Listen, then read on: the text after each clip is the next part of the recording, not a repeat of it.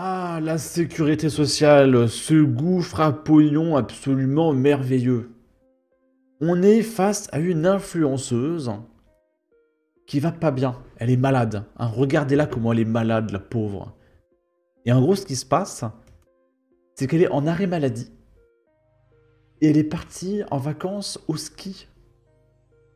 Et elle nargue son patron. Regardez, vous bossez. Et moi, je suis en vacances au ski. Ah, vous avez le seum, hein. Sauf que pendant ce temps, le patron, il a pas de salarié pour aller bosser. Donc comment il fait? Peut-être qu'il doit payer un nouveau salarié. Mais que quand celle-là va revenir, si jamais elle revient, après il aura trop de salariés, enfin c'est compliqué. Et donc le patron se prive d'un salarié, se prive de productivité, parce que la nana, elle a décidé d'aller skier pendant son arrêt maladie, parce qu'elle a dit qu'elle allait pas trop bien, elle est en dépression, hein, vous comprenez, c'est pas facile. Donc voilà.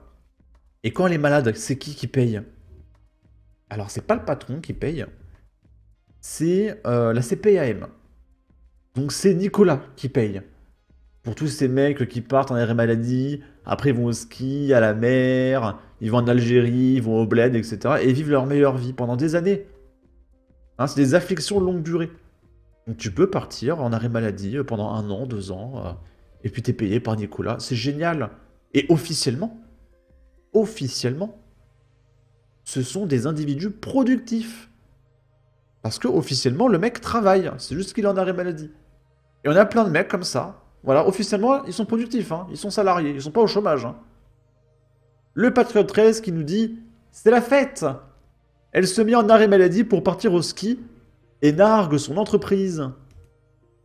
Les amis, regardez-moi, je suis en arrêt maladie, je suis en train de kiffer ma vie. Faites pas attention à ma tête, on n'est pas censé être beau au ski. Regardez, hop là. Et là, je vais dévaler tout ça. Qui va faire quoi? La CPAM, le contrôle du travail, venez me chercher, je m'en fous. Je suis libre, regardez-moi. Wouhou, je suis libre, c'est la fête. J'espère que vous... Elle est libre, elle fait le French Dream, vivre des allocs et jamais bosser de sa vie, c'est génial la France. Vous êtes tous heureux comme moi, ma RH Stéphanie et mes collègues de travail. J'espère que vous allez tous frapper votre tête au mur quand vous allez me voir aussi heureuse. Là, je suis libre les gars, je suis libre. Mon chéri, il sait pas skier, il est resté en bas, il est en train de chouiner parce qu'il sait pas skier. Mais moi je suis en train de kiffer ma vie, il a le retour tout à l'heure. En fait, ce qu'il faut, c'est pas une grève générale. C'est que tout le monde, les 70 millions de Français se mettent en arrêt maladie et profitent des aides sociales. Tout le monde se met à la CAF. Donc c'est pas de la grève, c'est encore pire. C'est que l'État doit payer la CAF derrière. Et l'État sera obligé de détruire la CAF. Parce qu'ils diront, bah c'est pas possible, il y a 70 millions de Français à la CAF et il y a zéro producteur, tout le monde s'est mis à la CAF. C'est ça qu'il faut faire en fait pour réveiller le pays. Et en plus, le ski c'est très cher. Ah, moi je suis allé au ski, c'est très cher le ski, donc elle a du pognon, hein. Wouhou, c'est la fête les gars. Vive les arrêts maladie. Ah, vive les arrêts maladie. Ah puis ça me manque le ski, hein. Depuis le Covid, je suis pas allé. Ah là là. Je devrais me mettre à la CAF hein, et vivre des allocations de Nicolas. Et là, il y a un mec qui dit « Nouvelle vidéo, je suis licencié. »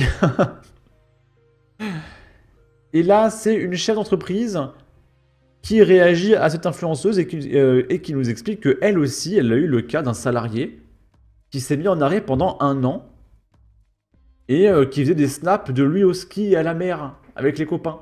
Il allait à la salle de sport, etc. Et elle voulait le licencier, mais elle n'a pas le droit de le licencier. Parce que c'est son droit d'être en arrêt maladie. Et qu'en fait, la mer, le ski, etc. fait office de thérapie psychologique. Parce que vu que le mec, il est en dépression et il va pas bien, le ski et la mer fait partie de sa thérapie. Donc il a le droit d'aller en vacances, d'accord, pendant que le patron, lui, il bosse et qu'il n'a pas de salarié et qu'il peut pas produire.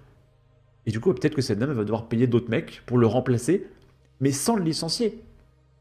Ça veut dire qu'elle va garder un parasite dans son entreprise, qui ne viendra jamais bosser, et peut-être qu'il va y en avoir 2, 3, 4. Voilà, officiellement, l'entreprise, il y aura 150 salariés, mais ils sont tous en arrêt maladie, payés à rien foutre. Et au final, il y aura que 3, 4 mecs qui viennent bosser. C'est génial. Être en arrêt travail et aller skier, c'est 100% légal. Alors, à RMC, ils disent que de la merde, ainsi que sur d'autres chaînes. Parce que pour en revenir à la vidéo de l'influenceuse qui était au ski et qui était fière de dire qu'elle était en arrêt de travail, et ben en fin de compte, elle n'est pas hors la loi, hein. Ah non. Alors je vous explique pourquoi, parce que moi je suis à la tête d'une petite TPE et j'ai eu le cas il y a quelques années d'un de mes salariés qui a été en arrêt de travail pendant pratiquement un an. Je n'ai jamais pu savoir le motif puisqu'il y a le secret médical, mais sauf que pendant un an il était régulièrement vu à la salle de sport, au bord de la mer, et la goutte d'eau qui a fait déborder le vase, c'est justement quand j'ai vu ses vidéos Snapchat au ski. Donc à ce moment-là, j'ai voulu le licencier. Et alors là, j'ai appris que je ne pouvais pas le licencier. Eh ben non, parce que figurez-vous que sur son arrêt de travail, les sorties étaient autorisées. Et on m'a expliqué que c'est pas parce qu'il était en arrêt de travail qu'il n'avait pas le droit d'aller skier. Je vous explique. Si par exemple vous êtes atteinte d'une dépression nerveuse ou d'un cancer, eh ben ça vous empêche d'aller au travail, mais ça ne vous empêche pas d'aller skier parce que ce n'est pas un problème physiologique. Donc, la seule obligation que vous avez, c'est de prévenir la CPAM, donc votre sécurité sociale, pour les informer que par exemple pendant une semaine, 15 jours ou 3 semaines, vous ne serez pas à votre domicile, mais que vous serez à tel endroit. Donc, cette influenceuse ne risque rien, c'est la loi, je sais, c'est dégueulasse, mis à part bien sûr pour les personnes qui ont des grosses pathologies, là il n'y a pas de sujet, mais bon, à mon avis, cette influenceuse, c'est pas du tout le cas, donc elle touche la sécu, enfin bon, et puis bah les cons comme nous, on bosse, on n'est jamais en arrêt, et puis mais bon, bah voilà, il y en a qui en profitent pour nous à notre place. C'est comme ça, c'est la France. C'est génial le socialisme quand même.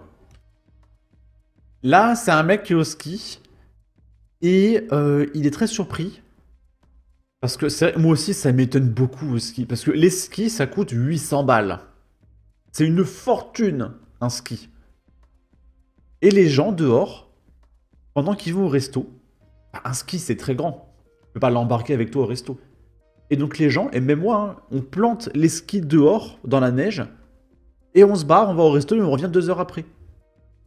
Et c'est très perturbant quand tu viens de France, de laisser du matériel à 800 balles dehors et tu te dis on va pas te les voler. Et le ski, c'est vraiment le seul endroit où tout le monde laisse ses skis ici et personne n'a peur de se les faire voler. Voilà, il y a tous les skis ici, devant le snack, et personne n'a peur de se les faire voler. Pourtant, il y a des skis qui volent des blindes. Et le ski... Mais je pense qu'il y a des vols, c'est obligé. Surtout qu'on voit qu'il y a le Quacoubistan qui arrive de plus en plus dans les stations de ski. Mais voilà. Là, c'est Ferrari qui va verser une prime de plus de 14 000 € à tous ses salariés. Vraiment, je suis jaloux. Hein. Sauf que Ferrari, c'est pas en France, les copains. Et non. En France, Ferrari aurait dû payer la surtaxe prévue dans le budget, car son chiffre d'affaires est de plus de 1 milliard. Et Ferrari n'aurait pas pu verser cette prime à tous ses employés. Le socialisme, c'est la ruine du travailleur. Et du coup, il y a ce petit reportage de BFM, on va le survoler un petit peu. En 2024, Ferrari a enregistré un bénéfice net en hausse de 21% sur un an, s'établissant à 1,53 milliard d'euros. Le constructeur au cheval cabré a atteint un chiffre d'affaires de 6,68 milliards d'euros sur l'année, au-delà de son objectif de 6 milliards 550 millions. Et du coup, une belle prime pour les salariés de Ferrari. Tournant la page d'une nouvelle année de résultats records, le constructeur automobile de luxe va verser une prime de compétitivité de 14 400 € à ses 5 000 salariés, dont la plupart travaillent en Italie. Et malheureusement, en France, c'est pas possible. Tu serais taxé, tu serais imposé, et les gens de gauche s'autoproclament le parti des travailleurs. Alors que justement, ils ruinent les entreprises, et ils les empêchent de donner du pognon à leurs salariés parce qu'ils sont trop taxés. C'est terrible.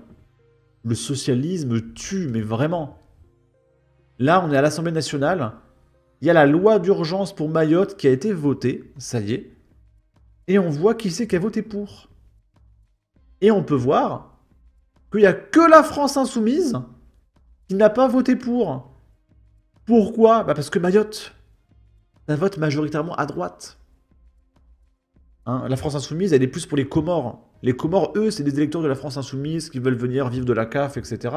Mais Mayotte, ils votent RN, ils s'en battent les couilles. Donc ils n'ont pas voté pour, ils s'en foutent des Mahorais. La LFI, c'est pas le parti des Français. Hein. Les Français votent pas pour la LFI. Et on va terminer avec ça.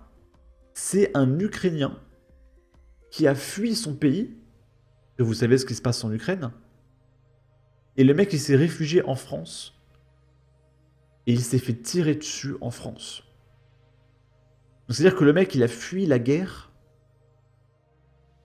Et le mec ne survit pas à la France.